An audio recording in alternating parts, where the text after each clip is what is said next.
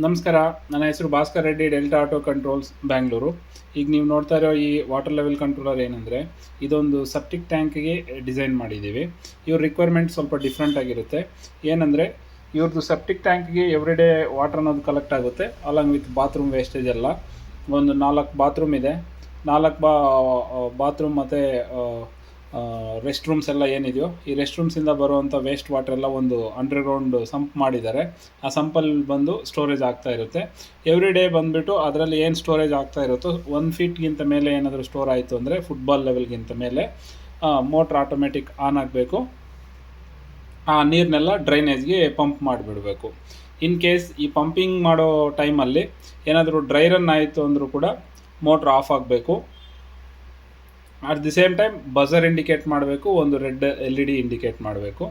In case ಆ motor ಏನಾದರೂ ಚಾಲೂ ಆಗಿಲ್ಲ, ಅಂಡರ್ಗ್ರೌಂಡ್ ಟ್ಯಾಂಕ್ ಫುಲ್ ಆಯಿತು, ಫುಲ್ ಲೆವೆಲ್ಗೆ ಬಂದುಬಿಡ್ತು ಅಂದರೆ ಬಜರ್ ಇಂಡಿಕೇಟ್ ಮಾಡ್ತಾನೆ ಇರಬೇಕು. ಅಪ್ ಟು ಅವ್ರು ಬಂದು ಚೆಕ್ ಮಾಡೋವರೆಗೂ, ಒಂದು 7-8 ಮಿನಿಟ್ಸ್ವರೆಗೂ ಬಜರ್ ಇಂಡಿಕೇಟ್ ಮಾಡ್ತಾನೆ ಇರಬೇಕು. ಈ ರೀತಿ ಈ ಕಸ್ಟಮರ್ ರಿಕ್ವೈರ್ಮೆಂಟ್ ಇದೆ. ಅಟ್ ದಿ ಸೇಮ್ ಟೈಮ್ ಇದು ಬಂದುಬಿಟ್ಟು ನಮ್ಮ ವೇಸ್ಟ್ ವಾಟರ್ ಆಗಿರೋದ್ರಿಂದ ಸೆನ್ಸರ್ಸ್ ಎಲ್ಲ ನಾರ್ಮಲ್ ಸೆನ್ಸರ್ಸ್ ಹಾಕಿದ್ರೆ ಆಗಲ್ಲ. ಇದು L&T ಬ್ರ್ಯಾಂಡ್ಗೆ ಸಂಬಂಧಪಟ್ಟಿರೋಂಥ ಸೆನ್ಸರ್ಸು.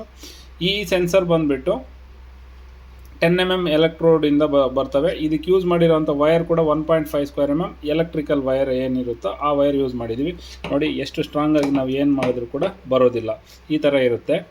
ಇದು 4 ಸೆನ್ಸರ್ ಯೂಸ್ ಮಾಡಿದ್ದೀವಿ. 4 ಸೆನ್ಸರ್ ಏನಕ್ಕಂದರೆ, ಒಂದು ಗ್ರೌಂಡ್ ಲೆವೆಲ್ ಕಾಮನ್ ಸೆನ್ಸರ್ ಅಂತ ಹೇಳ್ತೀವಿ, ಇದು ಎಲ್ಲ ಈ ಫುಟ್ಬಾಲ್ ರೇಂಜಲ್ಲಿರುತ್ತೆ. ಆಮೇಲೆ low level sensor, high level sensor, full level sensor.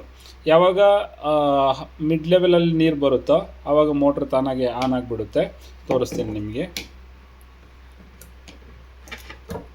Mid ಲೆವೆಲ್ಗೆ ನೀರು ಬಂತು ಅಂದರೆ ಮೋಟರ್ ಆನ್ ಆಗಿಬಿಡುತ್ತೆ. ಫಸ್ಟ್ ಟೈಮ್ ಮಾತ್ರ ಕರೆಂಟ್ ಹೋಗಿ ಬಂತು ಅಂದರೆ ಒಂದೇ ಲೆವೆಲ್ಗೆ ಆನ್ ಆಗುತ್ತೆ. ರೆಗ್ಯುಲರ್ ಆಗಿ ನೋಡಿ, ಸಂಪ್ ಎಂಟಿ ಆಯಿತು ಅಂದರೆ ಮೋಟ್ರ್ ಆಫ್ ಆಯಿತು.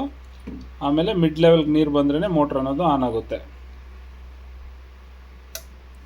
ಮಿಡ್ ಲೆವೆಲ್ಗೆ ನೀರು ಬಂತು, ಮೋಟ್ರ್ ಆನ್ ಆಯಿತು.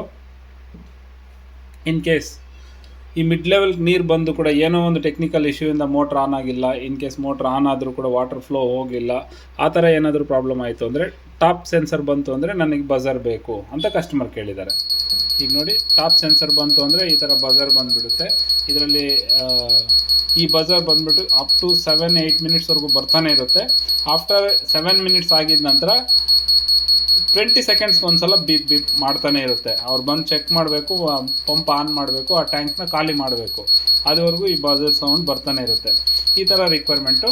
ಇನ್ ಕೇಸ್ ಮತ್ತು ಇದು ವಾಟರ್ ಫ್ಲೋ ಏನಾದರೂ ಹೋಗಿಲ್ಲ ಅಂದರೆ 2 ಮಿನಿಟ್ಸ್ವರೆಗೂ starting water flow sensor timing ಇರುತ್ತೆ. ಈ 2 ಮಿನಿಟ್ಸ್ ಆಗಿದ ನಂತರ ಏನಾದರೂ ಈ ಥರ ವಾಟರ್ ಫ್ಲೋ ಹೋಗಿಲ್ಲ ಅಂತ ಹೇಳಿದ್ರೆ ಅದಕ್ಕೆ ಕೂಡ ಒಂದು ಬಜರ್ ಬರಬೇಕು, ಮತ್ತು ಇಲ್ಲಿ ಡ್ರೈ ಪಂಪ್ LED ಬ್ಲಿಂಕ್ ಆಗಬೇಕು. ಇದು ಕೂಡ ನಿಮಗೆ ತೋರಿಸ್ತೀನಿ. ಈಗ 2 ಮಿನಿಟ್ಸ್ವರೆಗೂ ಚೆಕ್ ಮಾಡ್ತಾ ಇರುತ್ತೆ. 2 ಮಿನಿಟ್ಸ್ ಆಗಿದ ನಂತರ ಕೂಡ ವಾಟರ್ ಏನಾದರೂ ಪಂಪು ನೀರು ಲಿಫ್ಟ್ ಮಾಡಿಲ್ಲ ಅಂದರೆ ಈ ಥರ ಇದು ಸಪ್ರೇಟ್ ಇಂಡಿಕೇಟರ್ ಬಂದುಬಿಡುತ್ತೆ. ಅಂದರೆ ಡ್ರೈ ಪಂಪ್ ಆಗಿದೆ ಮತ್ತು ಬಜರ್ ಕೂಡ ಬರ್ತಾ ಇರುತ್ತೆ. ಅವ್ರು ಬಂದು ಚೆಕ್ ಮಾಡಬೇಕು, ನನ್ನ ಪಂಪ್ ಏನಕ್ಕೋಸ್ಕರ ಲಾಕ್ ಆಗಿದೆ, ಏರ್ ಲಾಕ್ ಆಗಿದೆ, ಫುಟ್ಬಾಲ್ ಹತ್ರ ಏನಾದರೂ ಕಚಡ ಏನಾದರೂ ಸಿಕ್ಕಾಕೊಂಡಿದೆಯಾ ಅಂತ ಹೇಳಿ ಅದನ್ನ ಕ್ಲಿಯರ್ ಮಾಡಿಕೊಂಡು ಅವರು ಯೂಸ್ ಮಾಡಬೇಕಾಗುತ್ತೆ. ಈ ರೀತಿ ಈ ಸಿಸ್ಟಮ್ ಕಸ್ಟಮರ್ ರಿಕ್ವೈರ್ಮೆಂಟ್ ಇತ್ತು, ಅದಕ್ಕೋಸ್ಕರ ಅದೇ ರೀತಿ ನಾವು ಸಾಫ್ಟ್ವೇರ್ ಅನ್ನೋದು ಡಿಸೈನ್ ಮಾಡ್ಕೊಂಡಿದ್ದೀವಿ ಇದಕ್ಕೆ. ಈಗ ಡ್ರೈ ರನ್ ಬಂದಿದ್ದರೂ ಕೂಡ ಸಂಪ್ ಫುಲ್ ಏನಾದರೂ ಬಂತು ಅಂದರೆ ಇದು ಸಪ್ರೇಟ್ ಬಜರ್ ಇರುತ್ತೆ. ಈಗ ನೋಡಿ, ನೀವು 2 ಬಜರ್ ಕೇಳಿಸ್ಕೋಬೋದು. ಇಲ್ಲಿ ಸಂಪು ಫುಲ್ ಆಯಿತು ಅಂದರೆ ಒಂದು ಬಜರ್ ಬರ್ತಾ ಇರುತ್ತೆ, ಡ್ರೈ ಪಂಪ್ಗೋಸ್ಕರ ಒಂದು ಬಜರ್ ಬರ್ತಾ ಇರುತ್ತೆ. ಡ್ರೈ ಪಂಪ್ ಆದಾಗ ಅವ್ರು ಬಂದುಬಿಟ್ಟು ಮತ್ತೆ ಇಲ್ಲಿ ರೀಸ್ಟಾರ್ಟ್ ಬಟನ್ ಕೂಡ ಈಸಿಯಾಗಿ ಪ್ರೆಸ್ ಮಾಡ್ಬೋದು. ಈ ಬಟನ್ ಇರುತ್ತೆ ಇಲ್ಲಿ,